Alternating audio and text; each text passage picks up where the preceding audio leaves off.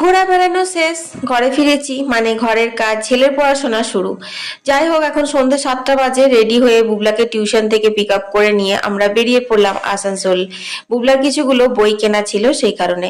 তো প্রথমে আমরা সবজি মন্ডি ঢুকেছিলাম। আসানসোল সবজি বাজার যে এত ফাঁকা থাকবে লাইফে প্রথমবার দেখলাম। হ্যাঁ, একটা সবজি তো দোকানে ছিল না, উল্টে ভিড়ও একদম ছিল না।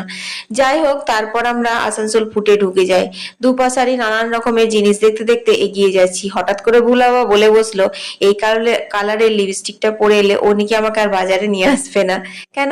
একটু বেশি ডিপ হয়ে গেছে কি জানি না, তবে কালারটা আমার খুব পছন্দ ছিল। যাই হোক, বুবলা বাবা দুজনায় খিচখিচ করছিল, তাই ভালো করে মুছে নিয়েছিলাম লিপস্টিকটা ফুটে হাঁটতে হাঁটতে। তারপর বুবলার জন্য একটা ধোসা অর্ডার করতে দিয়ে আমরা চলে গেছিলাম চা খেতে। আমি ধোসা খাইনি, এসে দেখছি বুবলা খাওয়া দাওয়া শুরু করে দিয়েছে। যাই হোক, চাটাও বেশ ভালোই খেয়েছিলাম। তো আমরা চা খেয়ে এলাম আর বুবলা এখন ধোসা খাচ্ছে। এবার বাড়ি যাবো।